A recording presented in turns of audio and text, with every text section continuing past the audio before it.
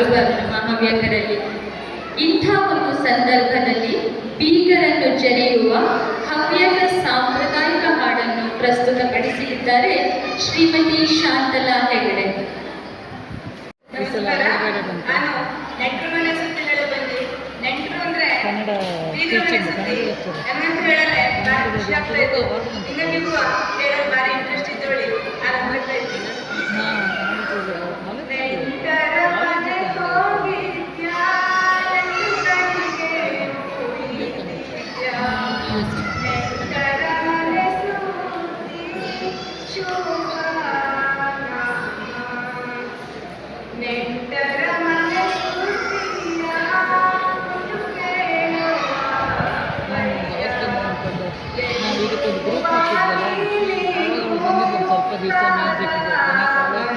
Work ಜಾಸ್ತಿ ಇತ್ತು.